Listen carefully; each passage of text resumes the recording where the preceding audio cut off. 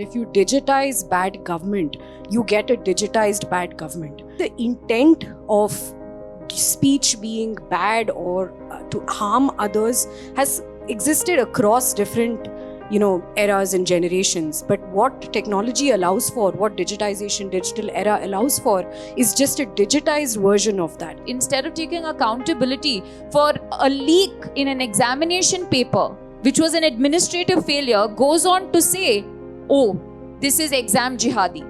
What are the connotations you're attaching?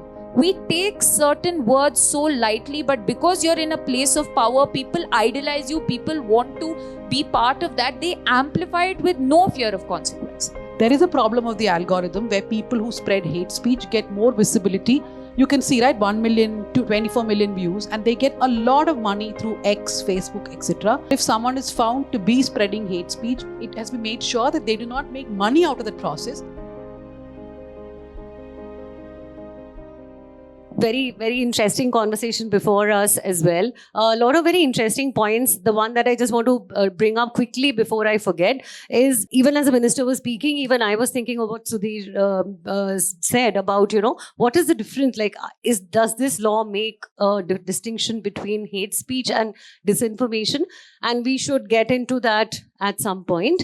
But that is not my first question. My first question would be, before we sort of dive into the details, I'd like to ask all of you briefly, how do you define fake news or disinformation today in 2025? How have its contours changed? And is it primarily a technological problem, a political problem, or a social problem? Take it in any order. Why don't you start, Dhanya?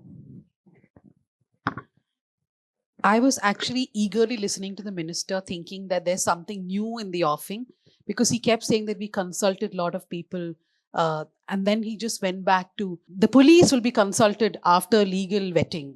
That's when my brain shut off, because then that means it's the same bill. It'll just be written a different way.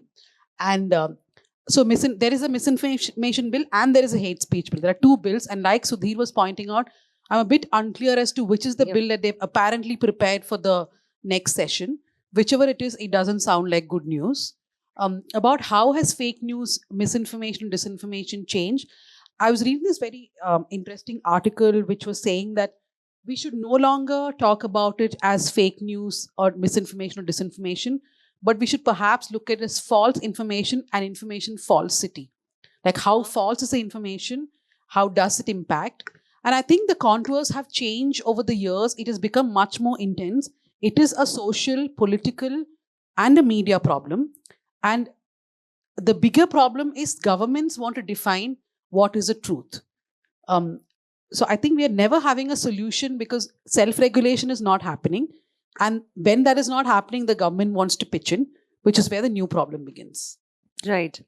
Surabhi, how would you define fake news? And all of you, I encourage you to talk about, certain examples or anecdotes, or bring in stories, about your encounters with disinformation. You're starting with a hydrogen bomb of a question, because the entire crux of the argument is in how we define fake news and misinformation. But I think I go back to something that a professor of mine used to say, in not exactly in this context, but in a similar one, which is that if you digitize bad government, you get a digitized bad government.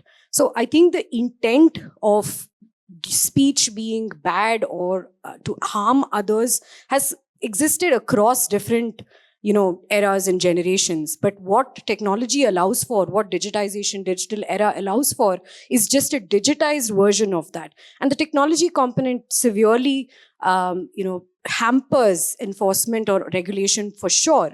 But I think we have to come back to the fundamental question in this case of this bill, which is the intent to prevent the existence or the spreading of fake news and misinformation, or is it to make sure that punitive action comes through? To me, that yes, both needs to be done, but the priority of the bill, which one is it, is something that is concerning to me.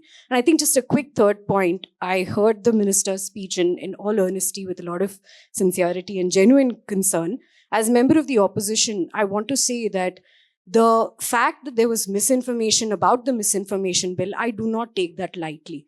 because this is a whole of society problem. It is a political problem, it is a technological problem, it is a problem that gets a lot more amplified when the media comes under scrutiny. But for everyday people, especially those who have strong opinions, it's a very, very difficult place to be in. So that consultation, not having information, and I'll come to this in my next comments, is very concerning. I don't believe that this is a bill that needs to be passed without adequate consultation across all spaces. You mean with the general public, not just the 100%. stakeholders that the minister mentioned? As per law, there are ways to do public consultation, but oftentimes, especially with bills that govern tech policy, there have been a lot more broadened scope on what consultation looks like. And I think the same way that tech can be used for bad, it can also be used for good.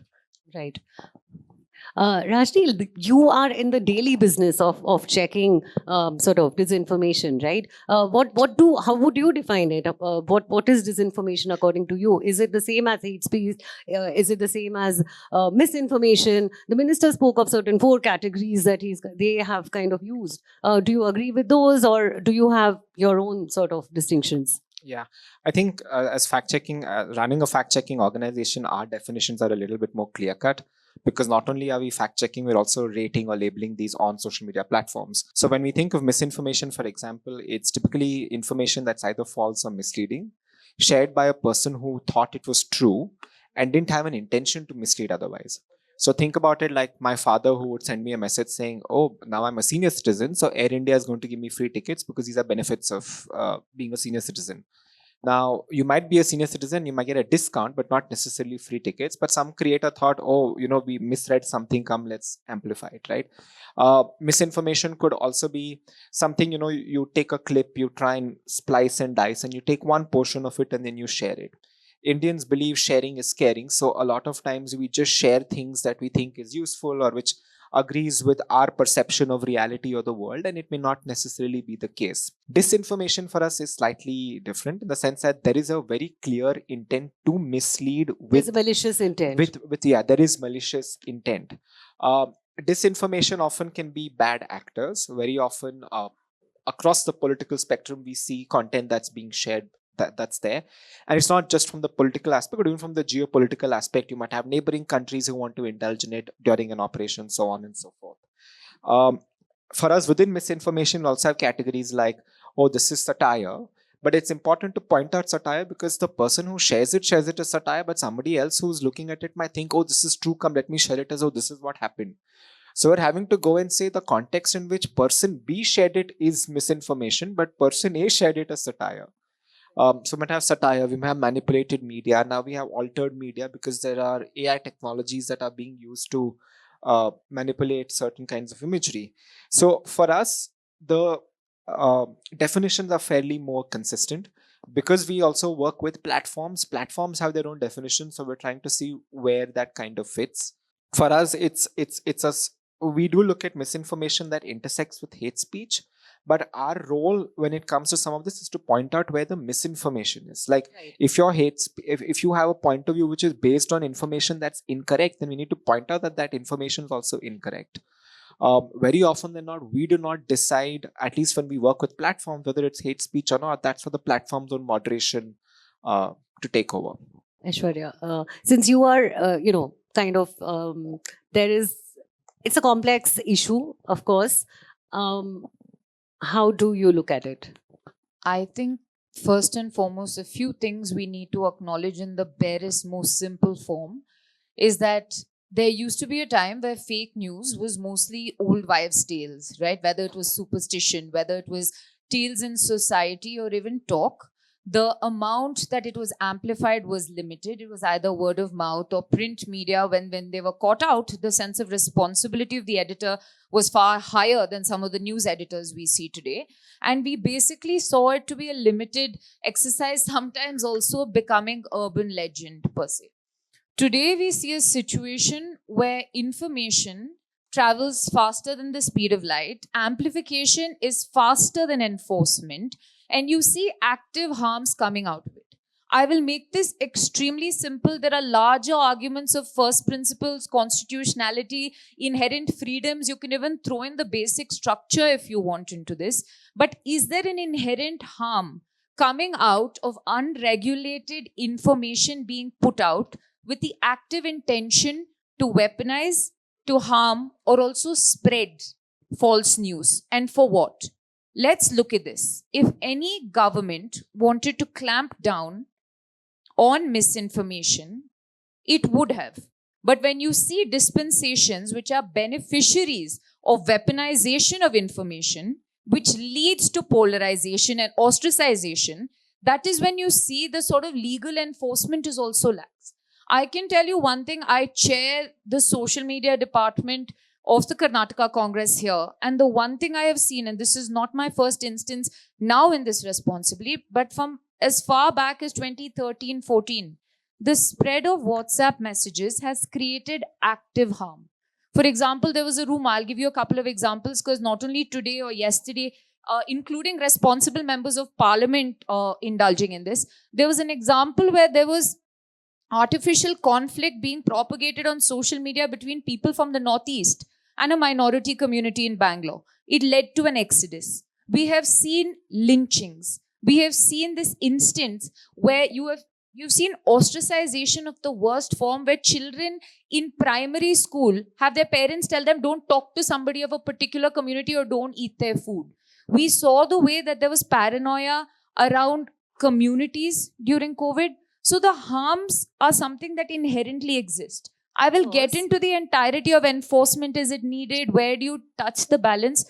But in the simplest terms, what is the cost? What is the benefit? I think the benefit to having at least some level of regulation as opposed to the arbitrariness of what is the wild, wild west now is preferred. Aishwarya, I just interrupted to ask, but how do you define fake news? How do you define disinformation as, vis-a-vis this particular draft bill? So the thing is, if you look at their two separate components and pieces of legislation, I think the fake news bill, which is that you've seen around, also puts down the grounds on it. There is a certain amount of, interpretation that can come into it. Even with misinformation, the one thing again, for clarity of everybody, there are various versions of the misinformation bill also being floated around. We do not know the exact level of the conversations that are there. That is privy to the cabinet and my minister who spoke. There is various levels of consultations underway. We also know there are various stages of where the drafting is. So it is not misinformation when this has not come out into the public domain. For example, this happened even very recently about a certain tunnel being built. Before consultation, before the modalities, before the project came out, you saw people making videos about it, almost spreading a frenzy. So what I'm trying to say is I would like to say that misinformation objectively has an intent to mislead. Right. It also disinformation more so. And regulation is something that is absolutely required. The terminology, we can have people from here, we can have people who are stakeholders, we can even have people from the opposition and the government in the center sit in on it. Nobody is clamping down on that. But there should be certain bare minimum standards of accountability, and not just pick and choose what is right or wrong or what is truth or not, but a larger framework of accountability, I think, is important. Right. Moving on to Siddharth. Siddharth, like from a legal standpoint, what do our current laws? How do our current laws define disinformation? And within their scope, I mean, basically, what I'm trying to ask, I think, is. Are they adequate? Do they adequately cover these problems that everybody's been talking about? So, I guess that's the whole point, right? The Karnataka government is trying to bring in this law in a space which is not, there isn't such a law that exists, right? So, they are trying to look at the specific problem of misinformation. And the question, of course, that was discussed in the last panel is how is criminalizing misinformation and overreach and what's bad about that.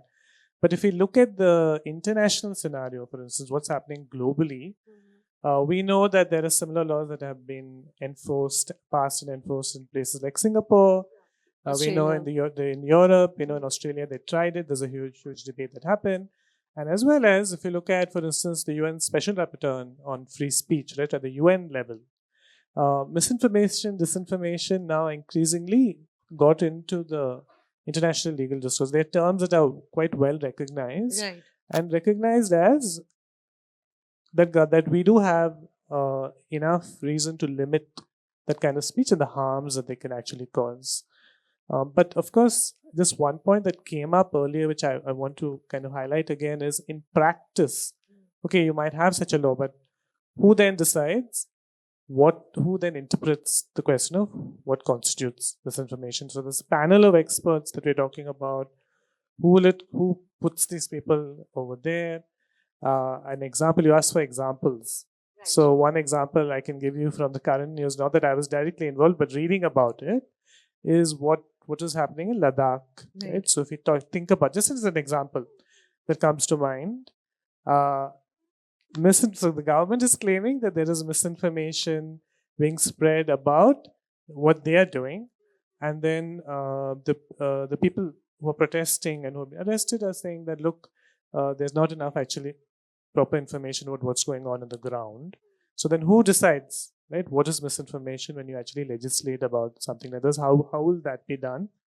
Can the government actually define misinformation? These are key questions that we need to talk about. Dhanya, actually, we'll do this and then maybe we'll, just come around the other way. No, because the next question I want to ask is, Dhanya, say this bill is passed, okay? How would that impact newsrooms in Karnataka, including yours?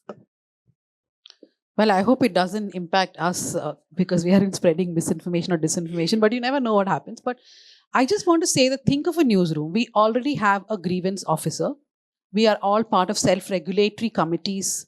And there is a government overall body which is the digital media rules, right? Though it has been stayed by the Bombay High Court, there was one stay by the Madras High Court.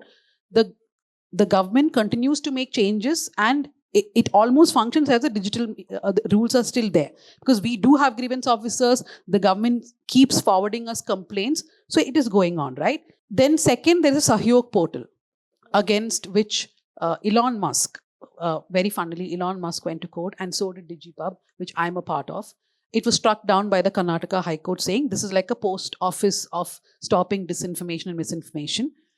Then you're talking about a broadcast bill which is supposed to make a comeback. And remember when the first version of the broadcast bill came, it was such a huge secret that there were watermarks put on the bills given to people so that nobody would leak it. And even if you leaked it, you will know whose version was out. So people had literally take down the bill details to make it public. That was a secrecy around a bill which should have had public consultation. Now, if Karnataka tries to make a bill, now the problem is when the minister talks about it, yes, the intent sounds good.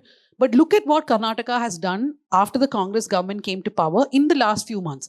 They have booked around 3 national anchors who maybe all of us want to see a few cases booked against them here and there. But what happened to those cases? One was quashed, one is still going on, and the other one I think got a stay. So this is just knee-jerk reactions that when there is an anchor who's saying something against a government, you immediately file saying promoting enmity, etc. That's exactly what this bill also will do.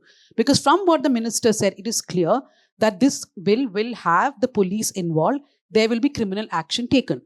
So eventually, yes, there will be a few social media handles which will bear the brunt. But this government, the next government, any other government that comes, will also use it against media houses that they do not agree with. And today you have so many YouTubers, right? It's not just about organization, like media organizations. There are so many YouTubers. Recently there was a meeting in which I met a YouTube channel from Tamil Nadu who apparently had been taken down thrice because of complaints from they don't know who. The union government will keep writing to them. Their channel is taken down. They start a new channel with a different name. That's taken down. There are so many people suffering the consequences of all these kinds of laws. What Aiyshwarya said are all extreme cases. Yes, there was an exodus of Northeast Indian people from Bengaluru a few years ago when rumors were spread. But eventually, who was taken to task? Let's look at the case of an MLA in Hyderabad who had 101 hate speech cases against him. He was convicted in a very minor case. Almost all the other cases he got acquitted. And these are proper hate speech cases. Why? Because the police will not do anything according to the Evidence Act. They will not note down from where the audio came. They will not, the lawyers here know how the Evidence Act is something that the police just forget every time there's hate speech or there's any evidence which is based on tape or mobile, etc. So already the laws which are there are not being used properly. And I agree, it's just arrest to bail. That's all the intention of bringing any such bill is. Surabhi, I want to ask you, I mean,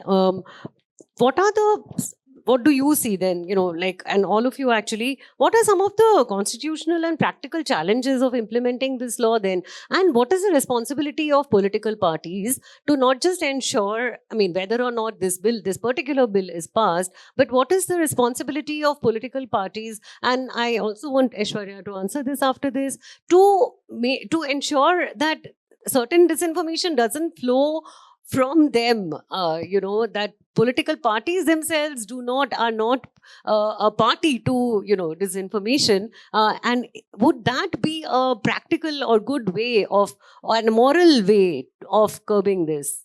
There's a role for every institution, including political parties. But before I get to that, I just want to recontextualize the entire conversation in the bill in the experiment that Karnataka ran for 90 days. The Information Disorder Tackling Unit. 54% of the complaints that came were against political parties or somebody has spoken something about a political leader.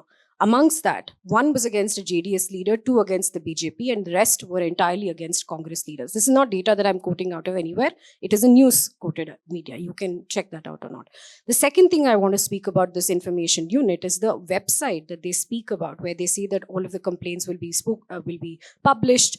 I have not been able to access that website in the recent month. If anybody else here has been able to access it, then I'd be happy to take a look at it. But the very fact that you create an information disorder tackling unit against, and let's remember the PIB unit was put in place not for individual-oriented fake news. It was to counter news against the central government and then also hold platforms accountable for and to get them to take down the news. But that was struck down by the Bombay High Court, rightly so. In the context of that, this information unit was put through. The components of that 90-day experiment, what happened, what did not happen, those are things that I am not privy to as yet. Would really appreciate the government clarifying that information. Why that gives me a little bit of chills is that what is the entire point of the bill, as per what draft I have read, is to create infrastructure to enforce a lot of the fake news regulation that both are already been in creation as well as the one that they attempt to create, which means involving a significant amount of the police infrastructure, making sure that there are people in every district who can identify fake news, and also very recently, as the minister said, using agentic AI to identify as well as flag misinformation. That's a whole other topic. I won't get into that, but nevertheless, all of these things are infrastructure creation that the bill is proposing as per the draft I have, as well as what the minister alluded to. So a little bit of a fear there, and especially when somebody in government says that maybe it might be misused. I don't take that casually, because in every context, because that is not our role as policymakers, is to make sure that the guardrails are put in place. I don't think maybe it might be misused as something that we can, and especially when an experiment like this has been done, and I don't have, as opposition party, I don't have complete information on whether this information fact check unit really did the job that it had to. Another data point that really concerned me is that the International Network for Fact Checkers, I think that's what it's called,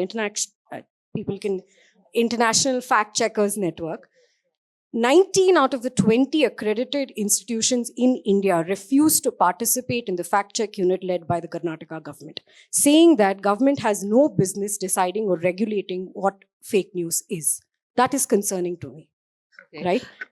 Would you answer the second part of my question about, should political parties themselves voluntarily commit to transparent, that is digital? an obvious yes, absolutely. And having said that, but how would you implement that? I just want to give you a case in point, right? Mm-hmm. I have been outspoken about the Tunnel Road project, and I have been berated in public. I've had to defend myself multiple times.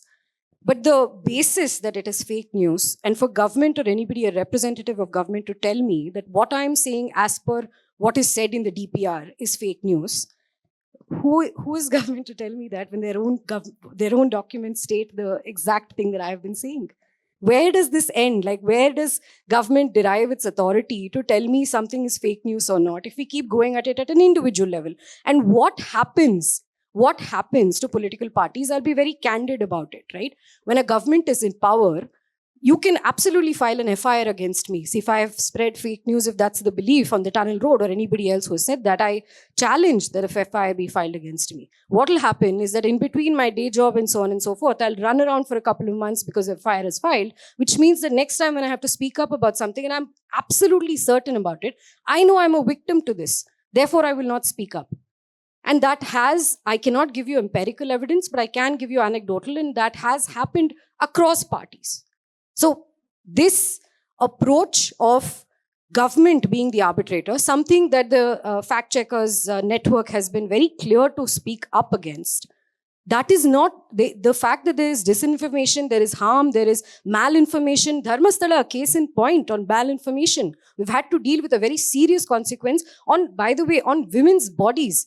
What we see is the janjata in public news. But at the end of the day, somebody feeling that, oh my God, so many rapes are possible and it could be hidden, and government's failure. These were very real consequences themselves as well. So there are real consequences. Nobody is denying. Operation Sindoor, nobody is denying that it was weaponized in an international platform. But the answer to it is not government being judge, jury, executioner. Yeah, Aishwarya, I mean... I think Surabhi made a very valid point when she says she understands a lot of complaints came against Congress leaders, 1 or 2 BJP, and 1 singular JDS leader. It still shows you that I am willing to go forward even if I am the offender in this case, because there is a need and a necessity for regulation as a larger all-encompassing like platform for this, right? One. Second thing is there was very simple, yes? I just want to give you a clarification. The case was not against the Congress persons. The case was, majority of the cases were people who spoke up against Congress leaders. Yes, done. Sorry, my bad on that. But either way, let's get back to a simple fact when you talk about punitive measures or penal provisions or actions against, where does free speech stand when it comes in contrast with regulation against this? The one single point I want to make is that today, the ecosystem has a lot of arbitrariness.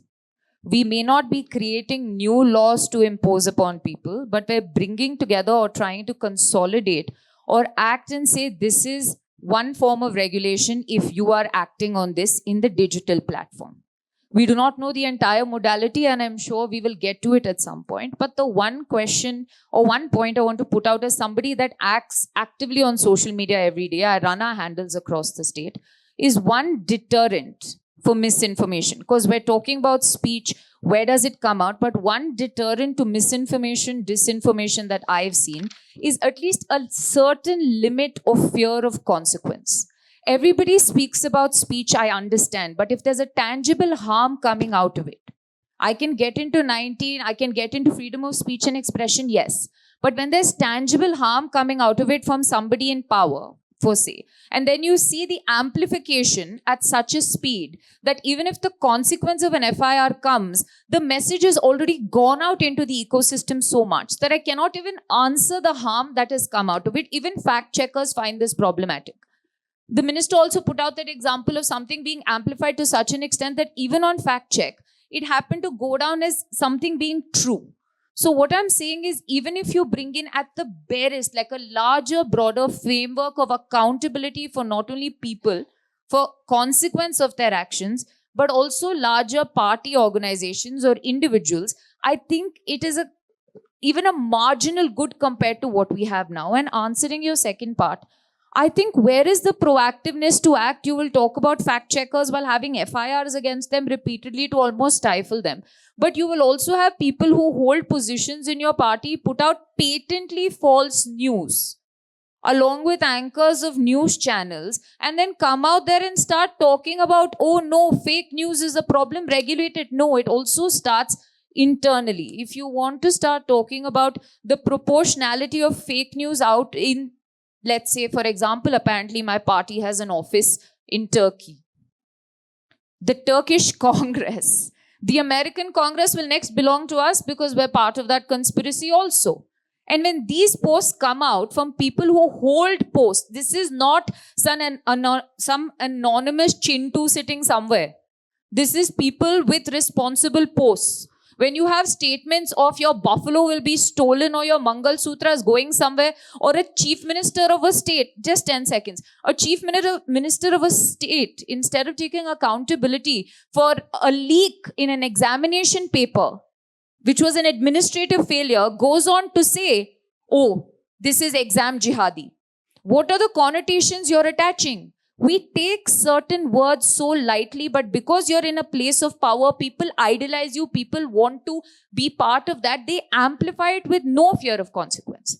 You can have the most bare minimum law, and I'm okay with it, but make sure that there's some consequence to doing things that create active wrong. Right. I think, sorry, no I know rebuttal. you said don't be confrontational. But No what rebuttal. happens when the chief minister himself shares something that is, that is controversial and it has been deleted No. recently? I mean, we can go back No, and forth on I'm Congress sorry. has done this, BJP It has was a done world this. record It that was- was put out. Why was it just deleted? Okay, I'm sorry. This is not going to become a I will- TV yes. debate. I'm sorry. Thank I'm God not I going to don't. let this become a TV debate. I understand. So we are not trying to get at, we are talking principles here, and let's not get into that. I think I want to ask Rajneil, like as an everyday, like a practicing fact checker. I mean, what are some of the biggest challenges you face every day? What are some of the ways in which you tackle it? Yeah, you put me right at the center, and that's where we're supposed to be. Neither this side I did nor not this put side. anybody. I was literally thinking, like, did had I the right kind and of... the left here? Shall I sit in the middle? Yeah. No, a couple of points, right? I think one of the things that we very see often, and this has happened over the last 20 years, one party comes up with an idea. You can decide if it's good or bad. The party in the opposition will oppose. Then that party in the opposition comes into power, and then they figure out how to perfect that bad idea or a good idea and then use it or misuse it. We've seen that. We're very, very good at that. The second thing I want to mention is it's very nice to say, oh, we're going to have tools, we're going to have AI, and we're going to have data. But even in the examples that the minister mentioned, he had to ask the police officer, is that any of you people who are belting that person? The reality with a lot of fact checking is it's not AI dependent at all. Right? We don't use AI in our work because the AI can not make that decision for us. There's a spectrum to misinformation. AI cannot do that. It's basic reportage, right? It's a lot of basic reporting, right? I mean, we're looking at a case today about a religious place of worship in a northern state being attacked. The police has one version of what happened. The residents who live in that village have a different version of what happened. So AI is not going to tell me, oh, this is what happened, right? At best, AI can say this is an old image or an old photo that's there. A lot of the misinformation that we're referring to here is political misinformation. But if you look at the internet space out there, it's not majority political always. There is health. There is climate. We're looking at pollution in Delhi, for example. There are frauds and scams, which is a very, very big category now where people are losing their life savings, and it is an information problem. It starts with wrong information being given to a person, right? My organization, which is News Checker, is one of the 19 out of the 20 IFCN organizations. The one organization that did participate, I think, does not exist anymore. I don't know if there's a reason logically, right?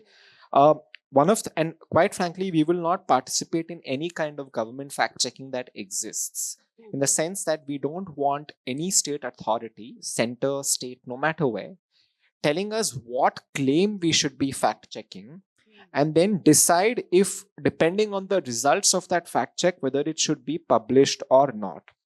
Right? At the same instant, we've also had issues with the PIB fact check, because denials are not the same as a fact check. There needs to be a very set process. We need to know what the sources are, and we do not go by unnamed sources. All our sources are named. We want to know what is a methodology that you followed. So even a reader who is reading this can replicate the same steps and arrive at the same conclusion that we arrived at. That is how you build trust. You can't come and say, I disagree with this and therefore this is misinformation. And we've seen that happen in many, many cases, right? You put out a video and you come, for example, and I've also seen this happen, right? A publication is reporting on a draft of a policy that's going to come out. You can't come out and say, well, because this draft has not been notified, therefore the reporting on that is misinformation. The draft is under consideration, Right. and that should be the right response. Right. But very often that's not the case, right? I want to take a quick thing. In Europe, for example, it's not like the EU does not support fact checkers, but the model is very, very different. Over there, they will give you grants, but there is no expectation of what you're going to fact check. Your independence is your independence. Right. You can criticize the person who gave you the grant, and you can assume that there will be no repercussions. So when you look at the European fact-checking standards network, for example, there was a grant that they got from the European Commission, right? In those countries, you would assume that that's okay. In certain other nations, the moment you start seeing the state getting involved in this, fact checkers like us will naturally move back because we want our independence. Right. That's Dhanya. Yeah. I mean, I just want to add one quick line. There was no misinformation about the draft of the Karnataka hate speech bill. There was a person in the legal department who basically plagiarized a bill, a private member's bill by a BJP MP called Manoj Kotak, which was in the parliament in 2023. And they circulated that as the Karnataka bill, which said stuff like people who speak against Sanatana Dharma and feminism will also be booked for hate speech. And when someone pointed that out, they realized, oh, it's a plagiarized bill. So the misinformation was not from anybody else. It was a plagiarized bill. And that plagiarized bill was circulated. Dhanya, I want to just ask you quickly here, your organization, in your newsroom, how much time do you actually spend like fighting disinformation versus, reporting on news stories? What percentage or what part of your work? I don't think that's a conscious call for us, like sit and fight disinformation. If there's a story that we are doing, we put out the information that we get. Thing is too vast out there. We don't have the strength to do it. And I just want to add one more thing about the IFCN, which Surabhi pointed out, that 19 organizations did not take part. Yours may have not taken part because you genuinely do not take part in government fact checks. But most mainstream media organizations of India, which are part of IFCN, would have happily taken part as part of the Karnataka government's or any government's fact check because they will be given money for it.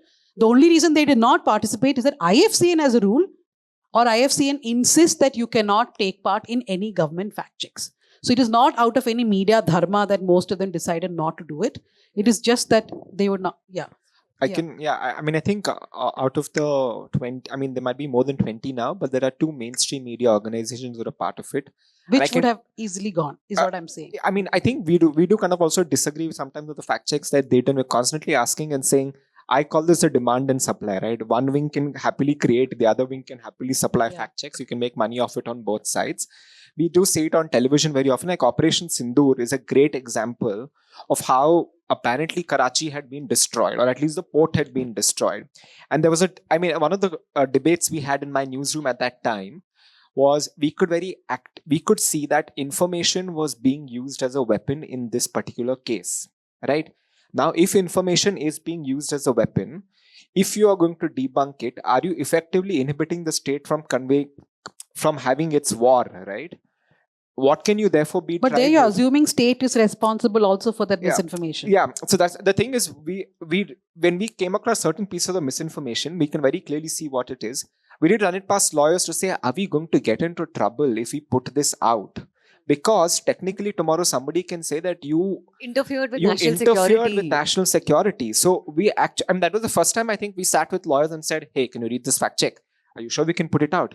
If anything happens, how quickly will we get up? Because the process is the punishment for us in our case, and that's likely to happen. So we need like proper guarantees before we can also kind of, start putting out some of these things.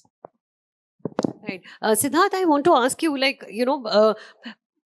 I know that this is not really a legal question, but in terms of media literacy, do you think that a culture of greater media literacy, and I actually want to hear everybody's views on this, how media literate are Indians on average in general? And you, as somebody who teaches in a college full of young people, how far do you think we are media literate? We are able to distinguish between fact and non-fact?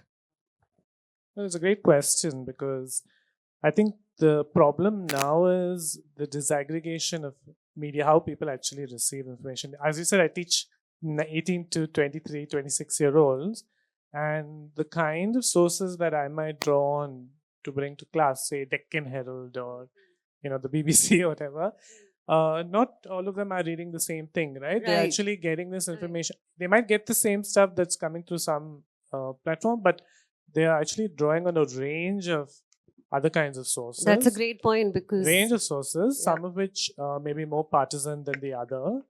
And so when we talk about literacy, right, what are we talking about? It's also about what kind of media people are accessing. And just very quickly on the point of the thing you talked about political parties, actually I'm really glad to see both Surabhi and Aiyshwarya there is on this platform, and there is some I would say some kind of common core that we need, that political parties need to say around free speech issues, recognizing that tomorrow it might be another different government, right? So one is, of course, you want to regulate harmful speech, but also what are the protections that you have for free speech? I think it's incumbent on them to think about these things quite seriously as well. And the last quick point is the distinction between, I think, individuals just forwarding misinformation, or say in a small group, and organized disinformation. We're talking about Operation Sindoor as it could be a particular form, but especially during elections, right? It goes hand in hand with a certain kind of,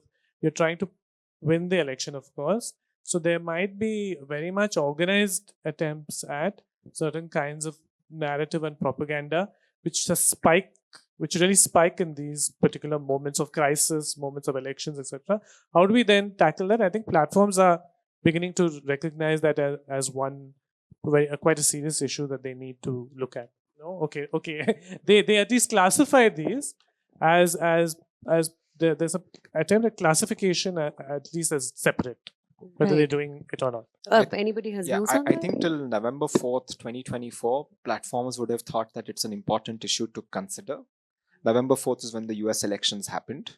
And then November 5th, the result came out. November 5th is India time. And I think platforms since then have soured on the topic of misinformation or fact-checking. They're very happy to jump on the bandwagon and say, yes, fact-checking is censorship, and therefore what we believe is in free speech. And what I do want to also kind of mention is, at least in our case, we're only applying labels. We don't have any enforcement rights even when we do work with platforms. So platforms then decide what they want to do with that information. So I don't think platforms also are at this point thinking of it as an issue. Everyone's quite happy now with what Elon Musk has set as a standard, which is community notes. And the reality is community notes don't work. In a country like India, which is multilingual, only less than 10% of the notes written actually get published, and most of them are in English. As you come down the language chain, it's almost non-existent. Right. So do you think that the culture has shifted? There's been a cultural shift coming down from the US against, sort of, not pro fake news, but there has been a shift where fake news is not seen as that much of a problem anymore? I mean, there is a dichotomy between the US and India. And what that is in the US, the government there, for example, just does not want fact-checking of any kind. So I don't think, unlike in India, where you still have a PIB fact check, or a Karnataka wants to have a law to ensure that the right information's out there, the US does not have any kind of fact checking handle, or even the Trump administration saying. So even though you might say that, okay, the administrations are similar in some of the thought processes, depending on where you sit on the spectrum, US does not want it, India wants it in some form. Right. Yes, I think it's sure. always been such a paradox.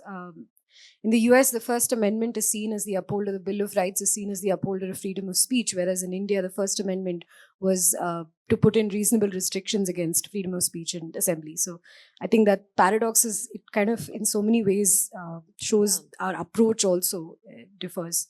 Should I give my remarks? Yes. No, please go ahead. I just want to say that one of the, just with my public policy hat on, the Internet Freedom Foundation has been doing some really fantastic work in consolidating states' perspectives and states' different actions against how state-level fake news and misinformation organizations or institutions and government enforcement can be strengthened. And it's, to me, as somebody who's looking at it from a policy perspective, I think the time has come for states to have a coordinated approach. I think the disintegrated approach is not going to cut it, given the complexities in enforcement. So that's definitely something I'll be conveying to whoever I can convey. on having everybody on the table. I think that's a great start because this is a reasonable problem. And what happens with there have been great cases where an innovation or government innovation in the state has been picked up by the center. I work very closely with digital public infrastructure. I've seen that happen repeatedly in Karnataka. But I think in this case, because government overreach is such a huge issue, and I come back to the information disorder tackling unit where there is now a single point of contact that is established, the panel that the minister was speaking about. I think that's a single point of contact that approves or disapproves what needs to be taken up. Having that as a precedent cannot be the first step that we take in tackling or creating a unit like this. Other states such as Tamil Nadu, I think Maharashtra have also attempted a version of some sort of monitoring of fake news and misinformation. I think getting everybody on the table would be a first priority. I think one of the perverse incentive for everybody to come to the table and have a discussion about this, especially political parties, is that dispensations change. So one of the greatest sort of forces that can bring every stakeholder, including political parties that do more often than not also tend to be beneficiaries of disinformation and misinformation, is to come down and see what is the bare minimum conversation or legislation you can put in place to prevent excesses. Because we've seen governments where he made a point that somebody put in the idea, somebody else came in and created Frankenstein's monster after that.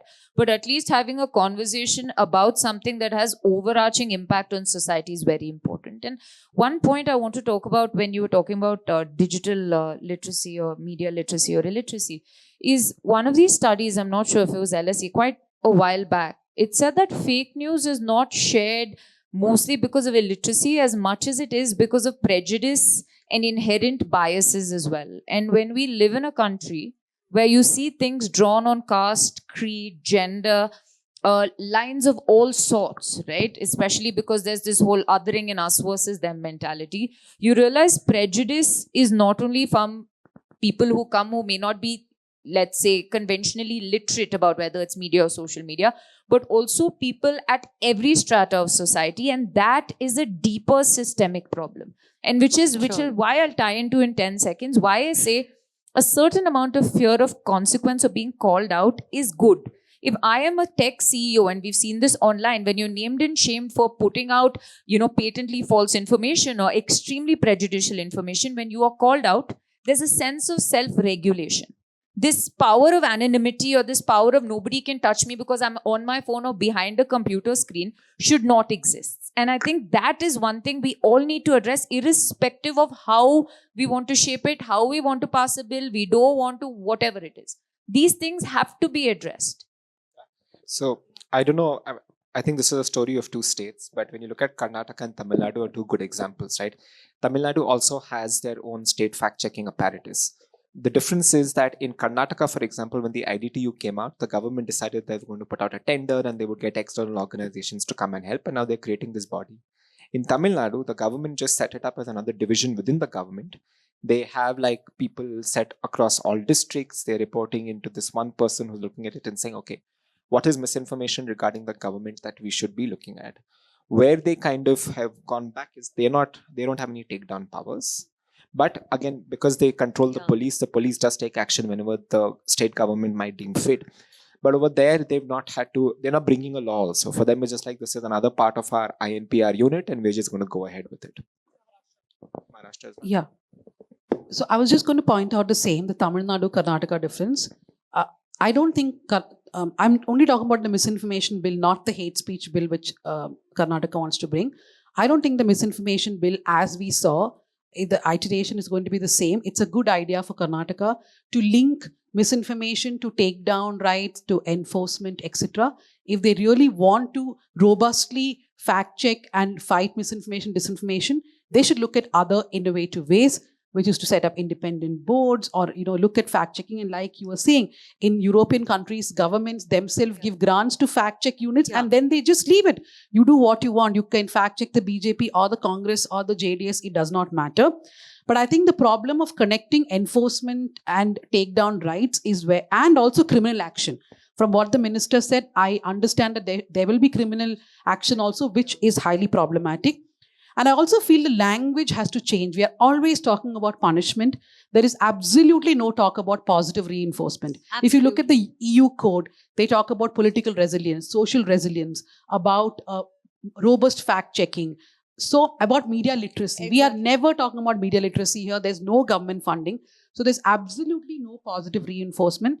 And finally, one idea that I liked in the EU code, I'm not a lawmaker to know if it's a good or bad idea, but they are saying disincentivize people who spread hate speech.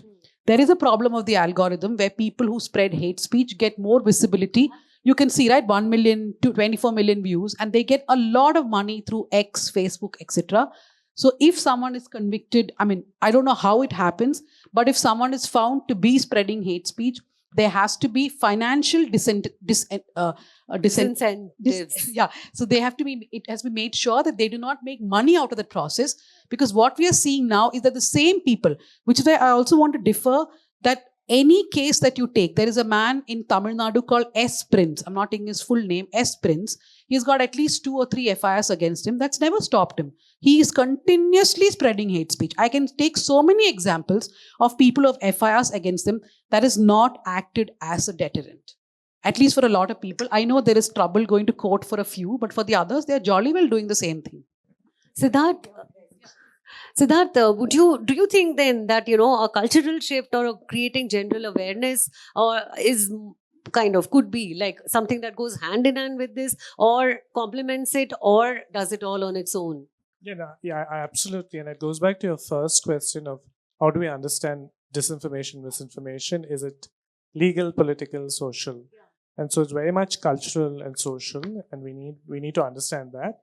And it's also a matter of trust, right? Why do people spread misinformation? Not just because they're prejudiced, but also they trust that the source you're getting it from. And I just want one last point to link it up to the previous panel. The opposite, the other side of the spectrum, other side of the coin of misinformation, disinformation, is that government should be incumbent to put out credible information, statistics. What we talked about earlier, right? The RTI Act, statistics, evidence. If you're talking about evidence-based decision making for our democracy and strengthening our democracy, but we see less and less of that happening, which is a larger problem, and that speaks to. So here you're trying to curb misinformation, but you're not actually putting out credible information that all civil society and experts should. I agree. Speaking as a journalist, the kind of data we have available on social issues, on a variety of things, is very poor. And I think, all political parties, I mean, this should be a completely non-partisan issue, needs to put out better information, better data. Anybody has any other concluding remarks to make? I think we are done here. Yeah. Thank you so much, panelists.